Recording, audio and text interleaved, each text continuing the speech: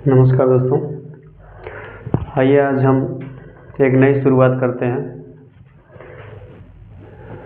जिसका हेडलाइन रहेगा current affairs and static GK.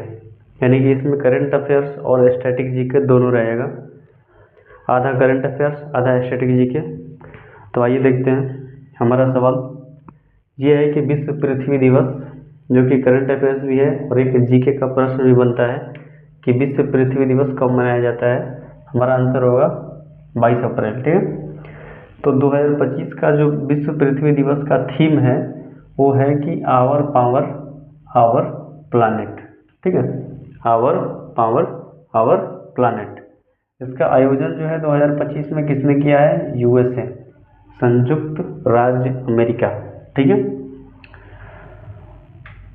और जीके का प्रश्न ये बनेगा कि विश्व पृथ्वी दिवस की जो शुरुआत है कब से हुई थी? तो 1970 में। ठीक है। और इसकी संस्थापक यानी कि इसके मनाने की शुरुआत जो था वो किसके द्वारा किया गया था?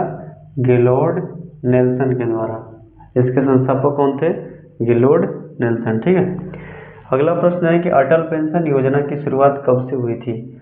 तो आंसर है 1 जून 2015। यानी कि हम 2025 में इसके 10 वर्ष पूरे करने वाले हैं। यानी इसका 25 वर्ष 2025 में 10 वर्ष पूरा हो जाएगा। ठीक है। इसके पात्र की बात की जाए तो इसके पात्र होंगे 18 से 40 साल के असंगठित क्षेत्र के जो भी लोग हैं इसके पात्र हो सकते हैं, जिनकी उम्र क्या हो? 18 से 40 साल के बीच में हो। ठीक है। काम क्या है इसका? मकसद ये था कि जो भी असंगठित क्षेत्र के लोग हैं, जिसको कोई भी मतलब कि किसी संस्था में, किसी संगठित क्षेत्र में, प्राइवेट हो या सरकारी हो, उसमें काम नहीं करते हों, जैसे तैसे कमा रहे हों, तो उनको एक योजना के तहत जोड़ा गया था। इससे क्या होगा? सामाजिक सुरक्षा, हमारे समाज में जो है सामाजिक सुरक्षा का एक पहल मान सकते हैं, पहल किया गया था कि सुरक्षा जो है समाज को सुरक्षा दिया जाएगा कि जो भी किसी संस्था के अंतर्गत, किसी संगठन के अंतर्गत, जैसे रेलवे हो गया, एसएससी हो गया, बैंक हो गया, तो उसके थ्रू यदि काम नहीं करते हैं, किसी और अन्य तरीके से काम कर रहे हों, तो उसके लिए ये योजना लाया गया था। ठीक है। इसका यदि देखा जाए कि नोडल एजेंसी, यानी कि एजेंसी जो है कौन काम कर रहा था इसके पीछे, यानी कि इसके लागू करने, इसके इम्प्लीमेंट करने, इसको सुचारू ढंग से चलाने के लिए कौन जिम्मेदार था? तो PFRDA। नाम क्या है? PFRDA। आइए देखते हैं PFRDA क्या है। ये जीके का सबसे महत्वपूर्ण प्रश्न बन सकता है। आप जैसे ही बिहार एसएससी, बिहार दरोगा या BPSC, ठीक है, तो थोड़ा बड़े एग्जामों में जब जाइएगा तो ऐसे एग्जाम में आपके प्रश्न देखने को मिलते हैं। तो प्रश्न ये रहेगा कि PFRDA इसका फुल फॉर्म क्या होगा? तो पहले तो द हटा दीजिए यहाँ से। द मतलब उसके प्रोनाउंसिएशन के लिए सही रहता है, लेकिन आप कंफ्यूज हो जाएंगे कि इसमें द कहाँ से आएगा, तो द को नेग्लेक्ट कर दीजिए। P से हमारा हो जाएगा पेंशन, F से हो जाएगा fund, the pension end fund, R से regulatory and D for development और A से ऑथोरिटी। ठीक है, एक बार फिर से देखते हैं। The pension end fund regulatory and development authority. ठीक है। ये PFRDA जो है एक सांविधिक संस्था है, सांविधिक संस्था है। प्रश्न भी आ सकता है कि PFRDA क्या है? तो सांविधिक संस्था है। सांविधिक, संवैधानिक, असंवैधानिक ऐसे करके प्रश्न आता है, तो हमारा क्या होगा? सांविधिक संस्था है। ठीक है। आइए देखते हैं। एक अगला हम लिख के रखे हैं TTZ। पहले तो इसका फुल फॉर्म में देख लेते हैं कि TTZ का मतलब क्या होता है, TTZ का फुल फॉर्म क्या होता है। तो TTZ जो है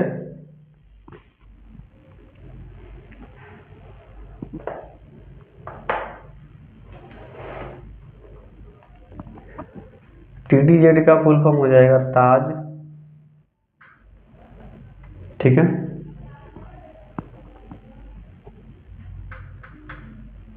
ट्रेपेजियम और जेड से हो जाएगा जोन। यदि आप मैथ पढ़े होंगे तो उसमें आपको ट्रेपेजियम का मतलब समझ में आ रहा होगा। और ताज यानी कि अपना ताजमहल, आगरा में जो स्थित है, यमुना नदी के किनारे ताजमहल जो स्थित है, तो इसके संदर्भ में ये है कि TTZ का फुल फॉर्म होता है ताज ट्रेपेजियम जोन। यानी कहने का मतलब कि ताजमहल जो है, ताजमहल जो है इसके इर्द गिर्द एक ऐसा जोन बनाया गया जिसमें कि कोई भी प्रदूषण करने वाला उद्योग, जैसे कांच का उद्योग, चमड़ा उद्योग, ठीक है, या पेड़ पौधों को काटना, या असंगठित तरीके से मकान बनाना, बिल्डिंगें बनाना, तो कुछ भी मतलब कि करने से पहले सरकार की परमिशन ज़रूरी है। उसके लिए एक जोन को क्रिएट किया गया जिसका नाम दिया गया ताज ट्रेपेजियम जोन। अब ट्रेपेजियम का मतलब ये है कि ये जो ताजमहल है, ताजमहल के चारों तरफ, मैथ में आप पढ़े होंगे ट्रेपेजियम है। ट्रेपेजियम का मतलब ये होता है कि समलंब आकृति, ठीक है। तो ताज के इर्द गिर्द में समलंब तरीके के, समलंब आकृति का एक जोन बनाया गया जिसे कहा गया ताज ट्रेपेजियम जोन। अब सवाल यह है कि जोन बनाया क्यों गया, तो मैंने अभी बताया आपको कि इस जोन के अंदर कोई भी ऐसा काम नहीं होगा जो कि ताजमहल को क्षतिग्रस्त करे, जैसे कांच का उद्योग, चमड़ा उद्योग, या पर्यावरण से संबंधित कोई भी मतलब कि ऐसा काम ना हो जो कि पर्यावरण को नष्ट पहुंचाए, जैसे पेड़ को नहीं काटेंगे, ठीक है, जो कि ताजमहल को हानि पहुंचा रहा हो, ऐसा काम नहीं होगा इस जोन के अंदर।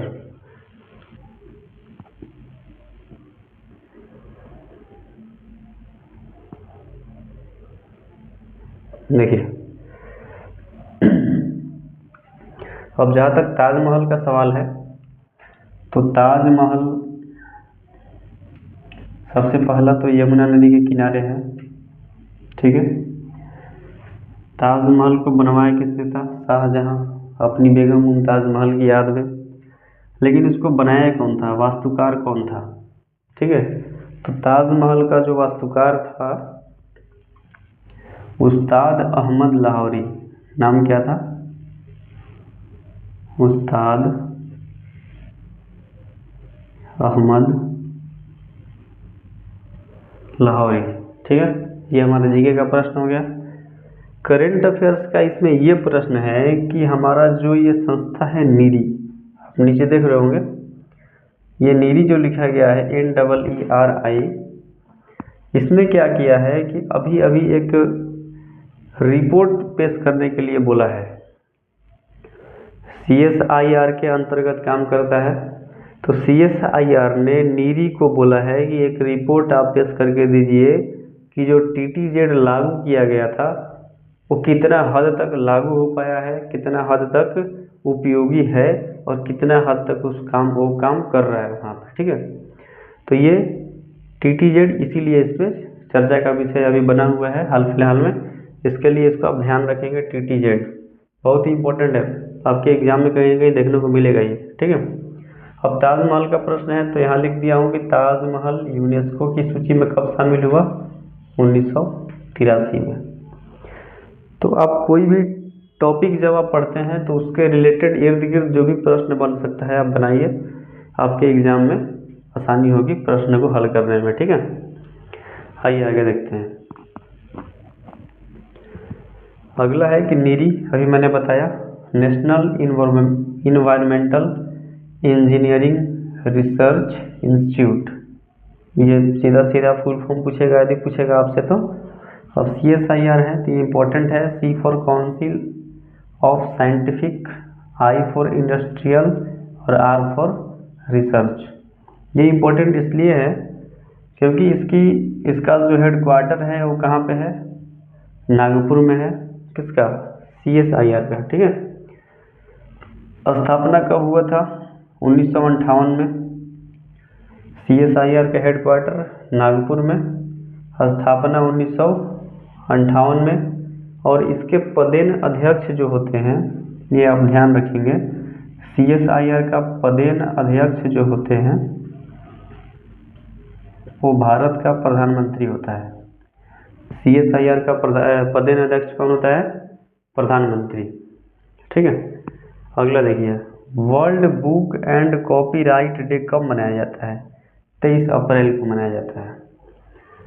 आप कहीं कहीं इस सिंबल को देखते होंगे, सी लिख के उसको ऐसा घेरा हुआ रहता है। इसका मतलब है कि जो वस्तु है, जो किताब है, जो प्रकाशन है, जो फिल्म है, वो क्या है? कॉपीराइट के अधीन है। यानी कि एक निश्चित समय के लिए कॉपीराइट का अधिकार दिया जाता है निर्देशक को, लेखक को, या उसके सृजनकर्ता को, या रचनाकार को। ठीक है। तो कॉपीराइट क्या होता है? एक निश्चित समय के लिए उसके रचनाकार, उसके निर्देशक, उसके ऑथर, लेखक को दिया जाता है। तो उसी के संदर्भ में मनाया जाता है world book and copyright day 23 अप्रैल को। कब मनाया जाता है? 23 अप्रैल को। ठीक है। आगे देखिए, नेशनल सिविल सर्विस डे कब मनाया जाता है?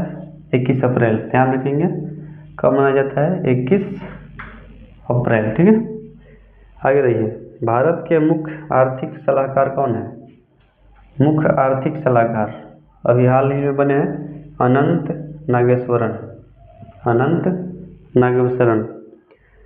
आपके लिए प्रश्न ये रहेगा कि अनंत नागेश्वरन से पहले भारत के मुख्य आर्थिक सलाहकार कौन थे?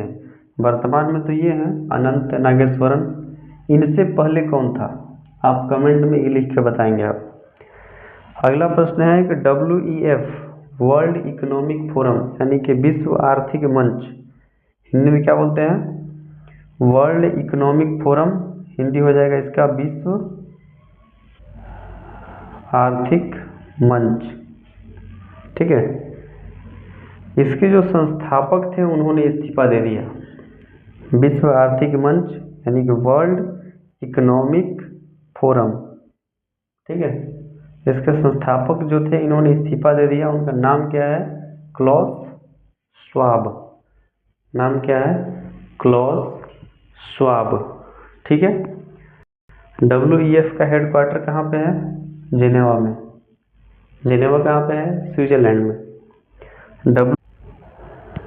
देखिए, तो हमने क्या देखा कि WEF का हेडक्वार्टर है जेनेवा में। ठीक है। चूँकि स्विट्जरलैंड की राजधानी बर्न है, लेकिन अधिकतर हेडक्वार्टर्स कहाँ पे रहते हैं? जेनेवा में। ठीक है। अब कभी कभी स्विट्जरलैंड की राजधानी आप जेनेवा मत मार दीजिएगा, बर्न होता है। ठीक है। अब देखिए, WEF जो है यानी कि विश्व आर्थिक मंच जो है, ये साल में जो है कुछ रिपोर्ट पेश करता है, जो कि परीक्षा में हमेशा पूछा जाता है। रिपोर्ट पेश करता है। तो इन रिपोर्ट्स में आप देखेंगे, पहला क्या है? देखिए, ग्लोबल कॉम्पिटिटिवनेस रिपोर्ट, विश्व प्रतिस्पर्धात्मक रिपोर्ट। ठीक है। ये बहुत ही इंपॉर्टेंट है, ध्यान से देखिएगा, कहीं ना कहीं आपको एग्जाम में मिला होगा और मिलेगा भी। आगे देखिए, global gender gap report, global gender gap report. ठीक है। Energy transition index, energy transition index. अगला है ग्लोबल रिस्क रिपोर्ट। अगला क्या है? Global risk report. अगला है पांचवा global travel and tourism report. ठीक है। अगला क्या है? Global travel and tourism report. तो ये जो भी इंडेक्स है, यहाँ पे 5 इंडेक्स जो लिखा गया है, ये परीक्षा की दृष्टि से बहुत ही VVI है। आप इसको नोट डाउन करेंगे कॉपी पे और याद करिएगा, को प्रश्न में पूछेगा ही पूछेगा कहीं ना कहीं। ठीक है। तो ये था हमारा आज का current affairs and static GK, दोनों का कंबाइन एक साथ। यह सीरीज का आज पहला दिन है, तो इसे आप लोग खूब लाइक करें, शेयर करें एंड सब्सक्राइब करें। Thank you.